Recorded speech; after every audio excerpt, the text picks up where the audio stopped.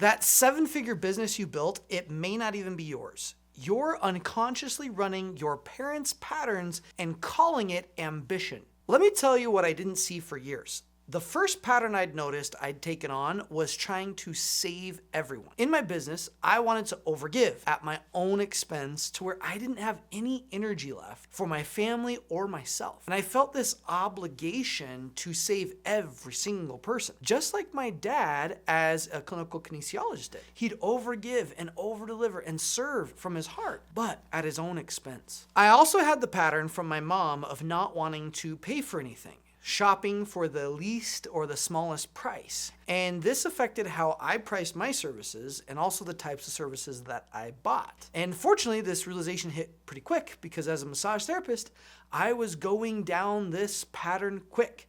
And I knew it wasn't sustainable, charging $15 an hour, driving to people's homes and staying longer to try to over-deliver, combining both patterns of both parents.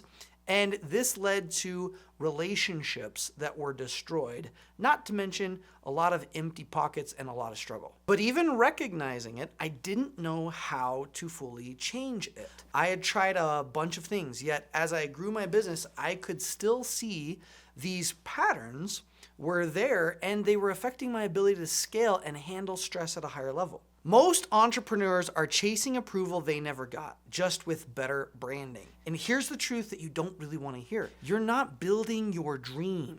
You're reenacting your childhood. And the behavior I replicated was working hard in long bursts and then falling short. My dad would do really well for a while and then not so well. He'd go really extreme one way and then drop in the normal things that should have been done that were sustainable. And my childhood coping mechanism was playing video games, hiding, feeling lonely. I learned that if I felt lonely and I ran away, then I'd get attention and I'd feel important. So I did this often in my business. I'd put myself in situations of burnout, frustration, overwhelm. Then I'd feel lonely and not be able to get into the productivity that I desired. So it's not your strategy that's broken, it's your story. And until you rewrite it at what's called a cellular level, meaning every single part of you adopts the story, you'll keep running the same loops. You're not scaling a company, you're reenacting a trauma. So let me show you how to spot it. The emotional thumbprint that I look for isn't just in the business. It's in how you handle the business. How a person does one thing is a reflection of how you do something else.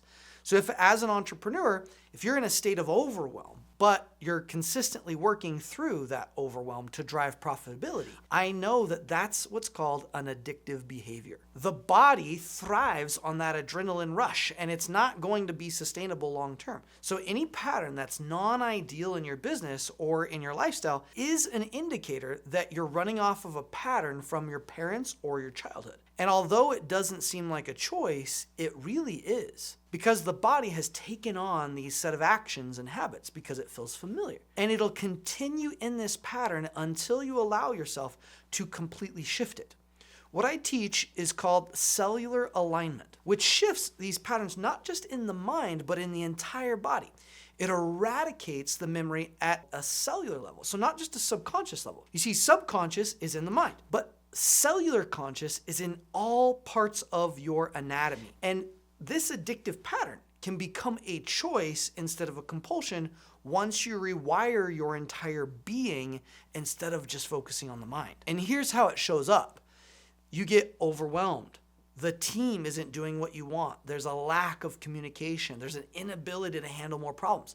Money ceiling, same income year after year or month after month.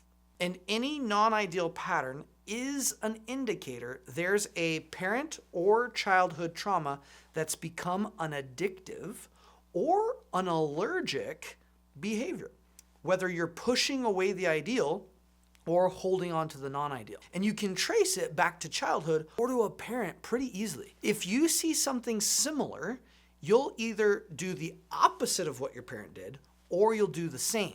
So many tend to go the opposite extreme. So for example, if a parent is really constrictive and rigid in the teaching, the person can become too open, too chaotic, out of control, which reflects in the business with major ups and downs, having no stability. And it's blocking both growth and freedom Because what you may call discipline may actually be fear or avoidance from some past pain from a parent. And let me tell you about a client I worked with from Russell Brunson's Inner Circle. So he was creating millions of dollars already in his company, but even though he was making millions, he was spending just as much.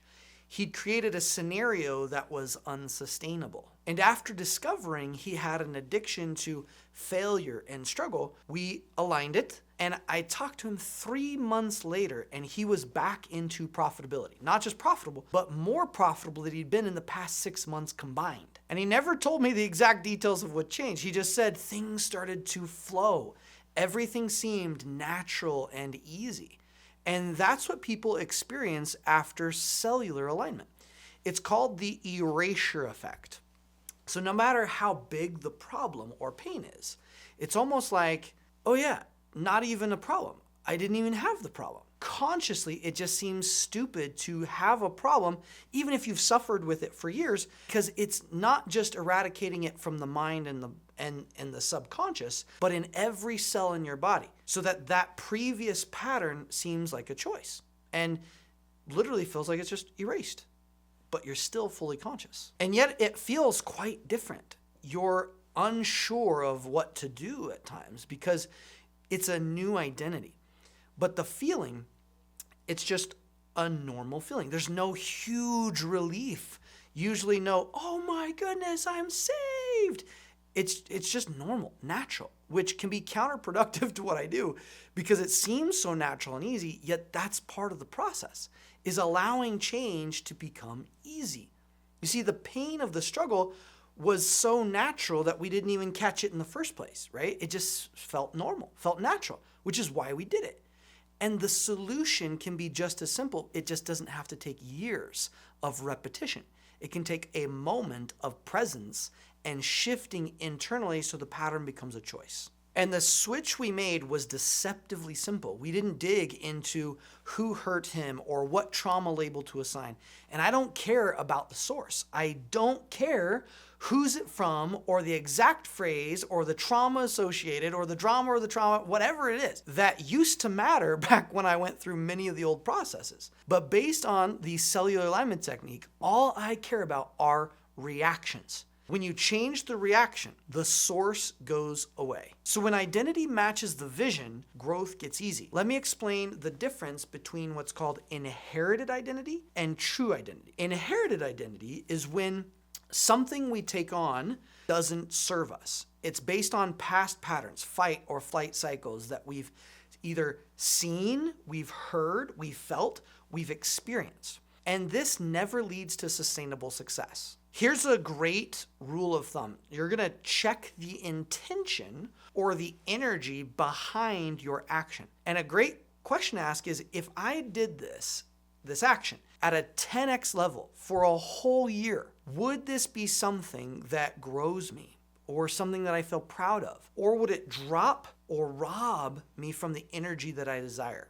So true identity is choice. It comes from your own ability to choose the reactions in your life and how you confront new problems. A business that matches someone's true energetic identity versus a parent-driven one, well, it's in the state of flow and joy. It's not driven out of force or coercion or pain or ego. It's out of service, expansion, and most importantly, choice.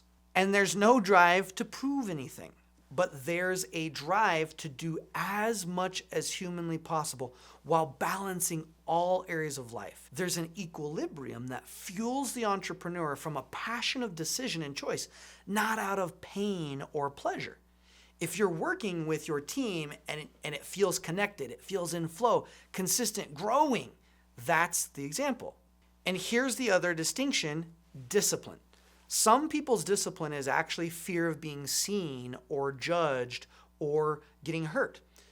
Or doing something wrong. So if someone's very rigid in their discipline and something happens that throws them off and it causes them to get upset or out of balance, you know that discipline wasn't a choice. It was something put upon them by old programs and patterns of compulsions or fight, flight, and addictive and allergic responses. Because if you're in a state of power and choice when something tries to throw you off, which it will, and you get thrown off, which you will, you'll bounce right back in a place of power because it's coming from choice, not compulsion. When they release that fear, they're able to consistently have the roadblocks that they just move right through. And inspiration happens instead of the desperation. They don't drive out of exhaustion. They drive out of motivation. And the motivation isn't fueled by pain. It's fueled by desire, choice. So let me ask you, what pattern are you running that isn't even yours? Drop it in the comments. I love seeing the different perspectives from people all over the world and the different lives that you've lived that could have different meanings behind them. The main approval I had when I started was feeling useful, feeling loved. I was trying to save everyone, and my whole childhood, I felt like it was always my fault, and especially when my parents divorced. Seeing multiple divorces, I felt responsible. I didn't know what to do, so I started to help everybody else. And this was the pattern that I found within my business. And I knew my ambition was trauma-driven when I felt overwhelmed. I felt impossible, and I didn't feel the joy while helping people. It always felt like it was not enough. If you're driving for something, and when you help or get to that area, you feel the feeling of not enough or this immediate desire for more, you know that's a trauma-driven cycle. You're not in choice-driven cycle. You may have built a dream you don't want because you've created it through the past patterns of your parents. Now, let's build the one that actually feels like yours. And look, if you want to go deeper on this stuff, I'm actually doing a challenge coming up where we'll work through some of this stuff together. It's a lot more fun in person, and you get to hang out with me live, and it's just a few hours, pretty intimate, way different than what we get to do here on YouTube. So all the info is in the description if you want to check that out. And if you haven't yet, make sure to click the subscribe button. Join me on this movement as we discover what's possible when we're in alignment and go all in on becoming who we know we're meant to be. Until next time, be unstoppable.